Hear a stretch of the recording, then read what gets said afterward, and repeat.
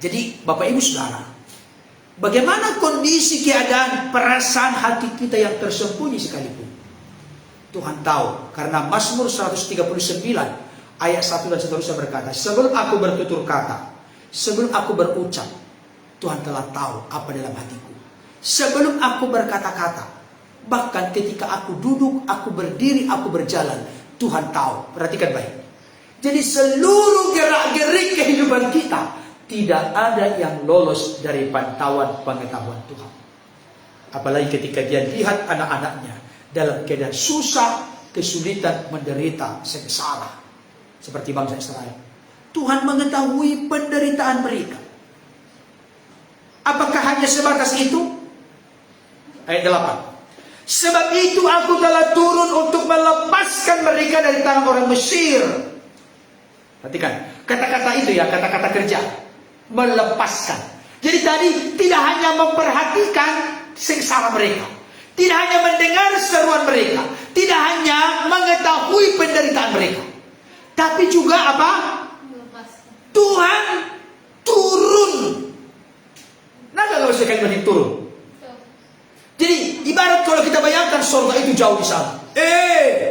Kalian yang berkumpul di situ, aku tahu loh, aku mengerti loh, aku mengetahui loh, aku dengar seruan kalian loh.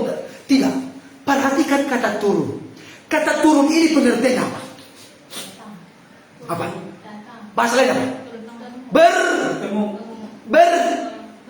Apa? Bertindak. Tidak hanya tahu, tidak hanya mengerti, tidak hanya mendengar, tapi Tuhan yang kita kenal adalah Tuhan yang siap bertindak tepat pada waktunya. Ini keluar biasanya. Dikatakan di sini, aku telah turun untuk melepaskan mereka. Jadi Tuhan yang kita sembah bukan hanya Tuhan yang berteori, tapi Tuhan yang action, Tuhan yang mengambil langkah konkret, aksi nyata untuk berbuat sesuatu. Kalau hanya pintar ngomong, saya pernah mendengarkan seorang keluarga berkata, apalagi kalau pendeta-pendeta sekarang katanya tidak menjadi contoh. Kalau hanya pintar ngomong, bisa dipelajari bagaimana supaya pintar dan hebat berpidato, berkhotbah, bisa. Tapi permasalahannya ada gak tindakan. Makanya ada seorang anak Tuhan berkata begini, khotbahkanlah apa yang kau lakukan, dan lakukanlah apa yang kau khotbahkan. Inilah esensi kehidupan kita sebagai orang Kristen. Ya, kita memperkatakan sesuatu yang sudah kita lakukan, dan kita melakukan sesuatu yang sudah kita perkatakan.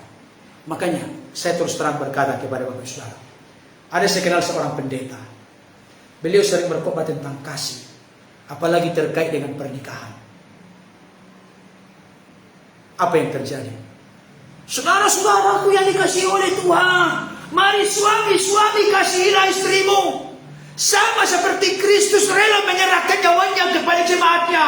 Hai istri-istri, tunduklah kepada suamimu, sama seperti engkau tunduk, jemaat tunduk kepada Kristus. Datang dari belakang jemaat berkata, Ibu pendeta turun. Emang kenapa? Anda berkhotbah, tapi Anda gak jelas suaminya di mana. Disuruh turun. Mulai dari situ tidak mau lagi jadi gembala. Kenapa? Karena dia hanya pintar ngomong, pintar bicara, menyampaikan teori, menyampaikan konsep. Saya kasih tahu esensi utama kekristenan adalah mari kita lakukan apa yang kita perkatakan, mari kita perkatakan apa yang akan kita lakukan, sudah kita lakukan. Inilah kritik Yesus kepada ahli Taurat orang-orang Farisi. Sampai Yesus berkata kepada murid-muridnya, audiens pendengar saat itu, ikutilah apa yang mereka ajarkan, tapi jangan ikuti kelakuan mereka. Ahli Taurat orang-orang Farisi bisa menyampaikan yang benar, tapi mereka tidak pernah menghidupi apa yang benar yang mereka sudah ajarkan sampaikan ke orang lain. Alias masalahnya apa ini? Sandiwara atau munafik. Padahal kitab Yakobus berkata, salah satu ciri hikmat dari atas adalah tidak munafik. Munafik tahu nggak? Kalau orang munafik, orang pakai topeng. Kalau pakai topeng aslinya. Dia tidak menampakkan, tidak menunjukkan jati dirinya yang sebenarnya, tapi ada kepalsuan, ada topeng di sana. Ya kan? Jangan sampai kita mengikuti dunia. Dunia ini panggung sandiwara.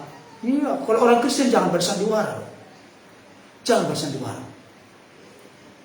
Di hadapan manusia boleh kau bersandiwara, tapi jangan kepada Tuhan. Arti lagu itu jangan bilang ya, kalau begitu lagu ini berkata boleh bersandiwara. Artinya, karena keterbatasan manusia mengerti satu dengan yang lain, kita bisa saja bersandiwara. Karena manusia tidak tahu kadangkala apa yang ada di hati orang. Tapi di hadapan Tuhan jangan coba-coba. Makanya dalam kitab Yohanes, coba kita dulu sebentar ya. Saya ingat ayat ini bagus sekali. Yohanes pasal 2. Ayat 23. Yohanes 2:23 sampai 25. Sudah? Yohanes 2:23 sampai 25. Dan sementara ia di Yerusalem selama hari raya Paskah, apa? Banyak orang percaya dalam namanya karena mereka telah melihat tanda-tanda yang diadakannya. Perhatikan ayat 24. Tetapi sama-sama Yesus sendiri tidak mempercayakan dirinya kepada mereka. Kenapa? Karena ia mengenal mereka semua. 25. Dan karena tidak perlu seorang pun memberi kesaksian kepadanya tentang manusia, sebab ia tahu apa yang ada di dalam hati manusia. Nah, kamu kalian di sini banyak orang percaya dalam namanya, tetapi Yesus tidak percaya kepada mereka. Itu masalah singkatnya. Saya mau tanya, Bapak Ibu Saudara mau mencari yang mana? Percaya kepada Tuhan atau dipercaya Tuhan? Dipercaya Tuhan. Kenapa? Karena orang yang mengaku percaya kepada Tuhan belum tentu dipercaya Tuhan. Tapi kalau orang sudah dipercaya Tuhan, pasti percaya kepada Tuhan. Jadi Bapak Ibu Saudara dengarkan baik ini. Tubuh Kristus gereja Tuhan dimanapun, jangan kita hanya sekedar mengaku percaya kepada Tuhan. Pertanyaannya, apakah saudara dan saya, kita semua dipercaya oleh Tuhan? Mari kita berlomba-lomba menjadi pribadi-pribadi yang dipercaya oleh Tuhan. Kalau kita sudah dipercaya oleh Tuhan, maka tentunya tidak bisa didasari dari pondasi kita telah percaya kepada Tuhan. Percaya yang benar adalah percaya yang dipercaya oleh Tuhan. Buat status itu.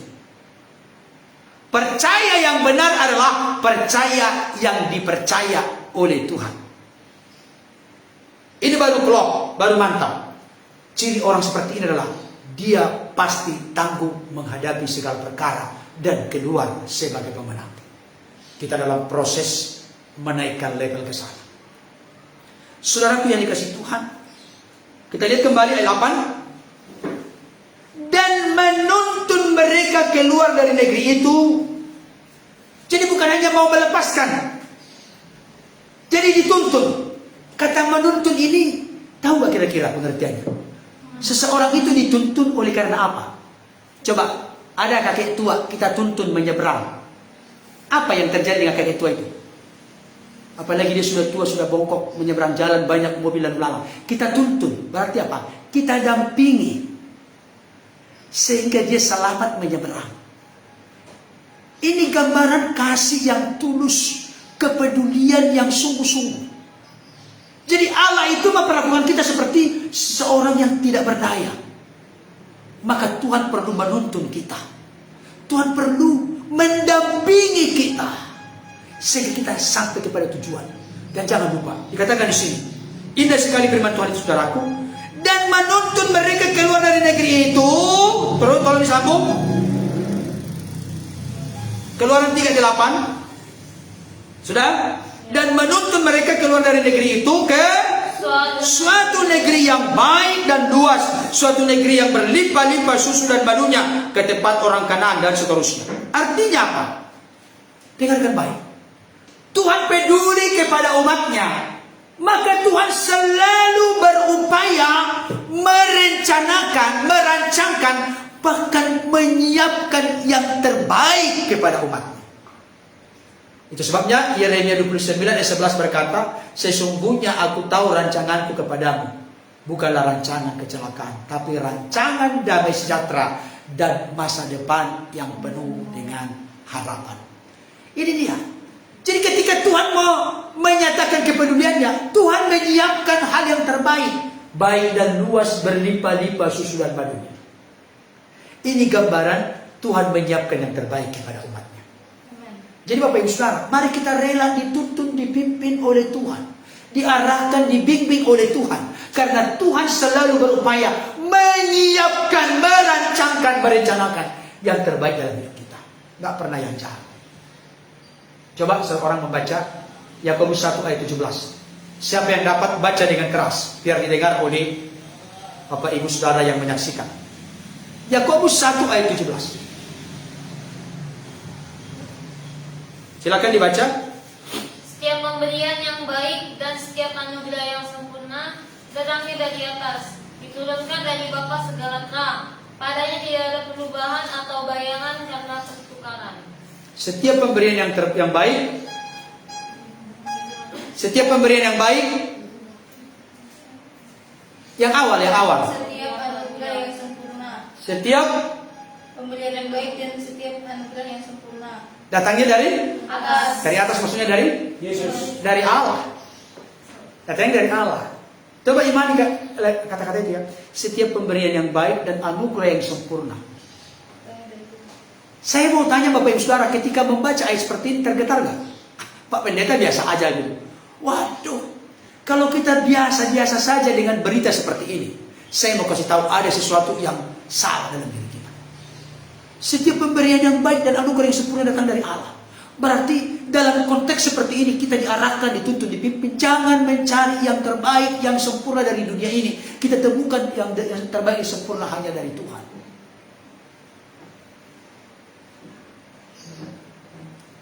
Kita memandang segala sesuatu yang ada di dunia ini dari sudut pandang yang terbaik dan yang sempurna menurut Tuhan. Tetapi apa yang terjadi Bapak Ibu Saudara? Saya mau tanya begini. Bisakah Tuhan mengerjakan ini sendiri? Apa tadi? Tuhan memperhatikan dengan sungguh kesengsaraan umatnya. Tuhan mendengarkan seruan teriakan mereka. Tuhan tahu penderitaan mereka. Tuhan melihat betapa kerasnya bangsa Mesir menindas mereka. Tuhan turun melepaskan mereka. Tuhan menuntun mereka. Tuhan menyiapkan yang terbaik kepada mereka. Bisa nggak Tuhan melakukan ini tanpa memakai siapapun? Bisa. Tetapi ternyata, dengarkan baik. Ternyata Tuhan mau melakukan semua yang saya terangkan tadi. Tuhan mau pakai Musa menjadi alat dalam tangannya. Bukan berarti Tuhan tidak mampu melakukan sendiri, tapi Tuhan mau bermitra dengan ciptaannya. Itu sebabnya Allah menciptakan Adam dan Hawa, menempatkannya di Taman Eden untuk memelihara, mengusahakan taman itu. Tuhan mau pakai yang diciptakan menurut gambar dan rupanya untuk menjadi alat dalam tangannya. Amin. Kan tadi saya sudah ceritakan semua yang sudah saya terangkan tadi itu mau Tuhan lakukan. Tapi Tuhan mau lakukan itu melalui seorang bernama Musa. Dengan kata lain, saya mau sampaikan Bapak Ibu Saudara. Ya udahlah Tuhan, kan Engkau Allah yang lesari, Allah yang maha kuasa, Allah yang sanggup melakukan segala perkara. Bagimu tidak ada perkara yang mustahil. Lakukan saja Tuhan.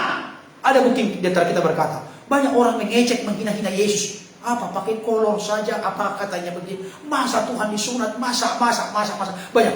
Kalau kita sebagai Tuhan, apa yang mau kita lakukan? Kira-kira, jujur dulu. Aku matikan kau semua. Kan gitu kan? Ya kan, kadang-kadang kita begitu. Tapi Tuhan pakai kita mengkomunikasikan, menyampaikan, menebar kasih. Tuhan pakai kita. Jadi Bapak Ibu Saudara, jangan lupa. Jangan sampai salah kaprah. Allah yang besar, Allah yang agung penuh dengan kemuliaan itu. Dia berkenan memakai Musa untuk membawa bangsa ini eksodus keluar dari perbudakan penindasan Mesir. Saya mau tanya, ini sebuah kehinaan atau sebuah kehormatan? Halo? Tapi kalau anaknya diserahkan jadi pendeta, sebuah mau dipakai menjadi alat dalam tangan Tuhan untuk menjawab pekerjaannya, sebuah jujur dulu apa? Siapa yang paling jahat, paling tidak karuan hidupnya? Pak Tuhan itulah yang jadi pendeta. Misalnya yang sisa dikasih ke Tuhan, yang karakternya paling jelek supaya berubah dia menjadi baik kan gitu. Tapi ada ketidakjujuran di dalam diri kita. Waduh, yang sisalah serahkan kepada Tuhan. Saudara dikasih Tuhan, kita lihat ayat 9. Ayat 9. Sekarang seruan orang Israel telah sampai kepadaku, juga telah kulihat betapa kerasnya orang Mesir menindas mereka. Perhatikan. Kita ini adalah biji mata Tuhan. Saya kasih tahu. Di dalam kisah para rasul gereja mula-mula, ada seorang yang melakukan penindasan, penganiayaan kepada umat Tuhan. Saat itu disebut sebelum menjadi Kristen. Ada yang tahu namanya siapa? Orang-orang percaya Yesus disebut apa? Sebelum disebut Kristen di Antioquia pertama kali, pengikut jalan Tuhan. Para pengikut jalan Tuhan ditindas, dibuat pahit hidupnya, bahkan dibuat menderita sedemikian rupa, karena mereka percaya kepada Yesus sebagai Mesias, anak Allah yang hidup. Ada seorang pemuda, di mana ketika Stefanus dilempari dengan batu sampai mati, pakaian-pakaian mereka yang melempari, berarti mereka itu karena sudah beringas, seperti pakaiannya diletakkan katanya di kaki seorang muda bernama Saulus. Saulus inilah nanti yang berubah menjadi Paulus. Ketika dalam perjalanan ke Damsyik, dia sudah meminta surat kuasa dari imam yang kepala ketua Yahudi untuk memperluas kesengsaraan, penderitaan, dianiaya, ditangkap, dipenjarakan, bahkan ada yang dibunuh. Bahkan sampai ada satu orang dari murid Yesus yang dibunuh dengan pedang. Siapa namanya? Saudara dari Yohanes siapa? Yakobus itu dibunuh dengan pedang, Kisah Rasul pasal 12. Salah seorang murid Yesus itu. Coba perhatikan. Ketika dalam perjalanan ke Damsyik, ada sebuah sinar terang dan Saulus melihat Yesus menyatakan melalui sebuah terang. Maka kata Yesus apa? Saulus, Saulus, mengapa engkau menganiaya aku? Pertanyaannya, kapan Saulus berjumpa dengan Yesus dan mengenai Yesus? Apakah Saulus itu termasuk juga salah seorang yang mencambuk Yesus? Oh, tidak. Tapi apa yang diperbuat oleh Saulus kepada tubuh Kristus, gereja Tuhan, orang-orang percaya, itu sama dengan Saulus yang nantinya berubah namanya menjadi Paulus kepada Tuhan Yesus. Kenapa? Masuk akal. Yesus itu apa dalam konteks Kristen? Kepala. Kita kalau tubuhnya disakiti berarti ikut kepala tersakiti. Nangkap gak pengertiannya ini? Bapak Ibu Saudara, jangan berpikir picik. Kepala kita adalah Kristus dan tubuhnya adalah gereja, jemaat Tuhan. Ketika kita diusik, tubuhnya diusik, itu sama dengan mengusik Kristus, mengusik Tuhan Yesus. Itu sebabnya ayat ini berkata 9. Sekarang seruan orang Israel telah sampai kepadaku, juga telah kulihat betapa kerasnya orang Mesir menindas mereka. Karena bangsa Israel adalah umatnya, umat kesayangannya. Mereka ditindas, berarti sama dengan bangsa Israel, bangsa Mesir memperlakukan kepada Tuhan. Ayat yang ke-10. Jadi sekarang pergilah. Ini nih konteksnya. Setelah diceritakan Tuhan kepeduliannya, kasih sayangnya, kasihnya, kerinduannya tentang bangsa Israel yang telah ditindas. Jadi sekarang pergilah, aku mengutus engkau kepada Fir'aun untuk membawa umatku, orang Israel, keluar dari Mesir. Ini Tuhan secara khusus mengutus Musa. Perhatikan baik, kalau kita baca nanti dari ayat sebelumnya, bagaimana Musa pernah membela orang Israel, oleh karena ada itu kan, Musa pernah membela orang Israel karena diperlakukan tidak baik oleh orang Mesir. Maka dia bunuh orang Mesir ini, membela orang Israel. Tapi besoknya kemudian orang Israel sama orang Israel, mengapa kau berantem sesama satu bangsa ini? Kamu mau jadi hakim atas kami seperti kemarin kau membunuh. Kan disembunyikan di pasir kita. Setelah kita buat dia melarikan diri. Setelah dia melarikan diri ke Midian, dia menjadi penggembala ternak dari mertuanya misalnya. Dan ketika itu ayat sebelumnya nanti kita baca, dia membawa ternak gembalaannya ini menyeberang ke satu pegunungan bernama Gunung Horeb. Dan di sanalah Tuhan menampakkan diri di semak belukar, di mana semak belukar itu terbakar tapi tidak hangus. Baru ayat yang kita baca tadi. Saudaraku dikasih Tuhan, Tuhan mengutus memakai Musa untuk membawa bangsa ini keluar dari perbudakan di Mesir. Coba bayangkan, ini sesuatu yang ringan, sedang atau berat? Berat. Salah satu penyebabnya adalah Musa tadinya seorang pelarian karena dia membunuh seorang Mesir. Dan sekarang Tuhan tantang dia untuk kembali menghadap Fir'aun. Sesuatu yang berat. Dan apa kata Musa? Ayat 11. Tetapi Musa berkata kepada Allah, siapakah aku ini, maka aku yang akan menghadap Fir'aun dan membawa orang Israel keluar dari Mesir? Artinya apa ini sekarang? Musa merasa tidak berdaya. Musa merasa tidak mampu. Saya kasih tahu saudaraku, beban tugas yang diembankan oleh Tuhan kepada gereja Tuhan, orang-orang percaya kepada tubuh Kristus, termasuk di dalamnya pastor, pendeta, penatua, gembala, itu bukan sesuatu yang mudah. Tantangannya berat. Apalagi sekarang ini kecenderungan manusia, tidak boleh kita menyampaikan yang benar. Merasakan gak itu? Iya. Kalau kita menyampaikan sesuatu yang benar, maka kita menjadi musuh dari ketidakbenaran.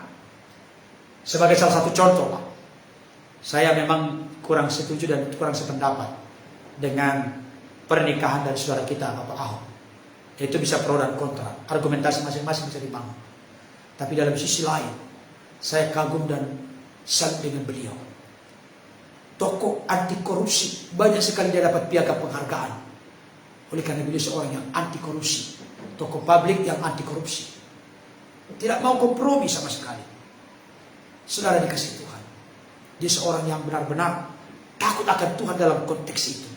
Tetapi coba perhatikan, banyak yang tidak suka dengan dia. Benar gak? Banyak yang tidak suka dengan Ahok. Jadi dengan kata lain, ada sesuatu yang salah dalam konteks kehidupan kita ini. Kalau mau berkompromi dengan kejahatan, korupsi berjamaah katanya, itu langsung banyak yang mau. Tapi ketika ada orang-orang yang mencoba merintangi, menghalangi niat-niat jahat itu, wah, dia dibenci, tidak disukai, dijauhi, bila penting disingkirkan. Itu yang terjadi. Saudaraku yang dikasih oleh Tuhan, apa yang terjadi di sini? Musa merasa tidak berdaya, tidak mampu. Karena apa? Karena Fir'aun adalah pemimpin, penguasa yang tidak takut akan Tuhan. Tapi apa yang terjadi? 12, kita baca sama-sama 12. 2 ya. Lalu firman-Nya, bukankah aku akan menyertai engkau? Nah, ini dia. Artinya apa, Bapak Saudara? Memang secara manusia kita tidak berdaya, kita tidak mampu, kita tidak akan bisa melakukan apa yang Tuhan taruh sebagai tugas tanggung jawab bagi kita. Tetapi yang sangat luar biasa, Tuhan siap menyertai kita. Sama seperti Yesus ketika mau berpisah dengan murid-muridnya. Yesus berkata, pergilah ke seluruh dunia, jadikanlah semua bangsa muridku, dan baptislah mereka dalam nama Bapa, Anak, dan Roh Kudus, dan ajarlah mereka untuk melakukan segala sesuatu yang kuperintahkan kepadamu. Apakah sampai di situ? Ada yang tahu selanjutnya? Dan ketahuilah apa? Aku menyertai engkau senantiasa sampai kepada akhir zaman. Ada penyertaan. Berat tugasnya, berat pekerjaannya, tapi ada penyertaan Tuhan. Itu Matius 28 ayat 20. Tapi sebelum ayat 19, karena itu pergilah. Ayat 18 ada yang tahu isinya? Yesus mendekati mereka dan berkata, kepadaku telah diberikan segala kuasa di sorga dan di bumi. Artinya, Yesus yang adalah Tuhan penguasa itu diberikan kuasa kepadanya. Dan kuasa yang diberikan oleh Yesus yang diberikan oleh Bapa kepada Yesus, kuasa itulah yang akan terus menyertai murid-muridnya, rasul-rasulnya, saudara dan saya, orang-orang percaya. Kita mampu melakukannya oleh karena penyertaan Tuhan. Oleh karena itu, Bapak Ibu Saudara, Tuhan peduli dengan kita. Tapi Tuhan mau pakai kita untuk menjadi alat dalam tangannya, menyatakan kemuliaannya di tengah-tengah dunia. Amin. Kita berdoa.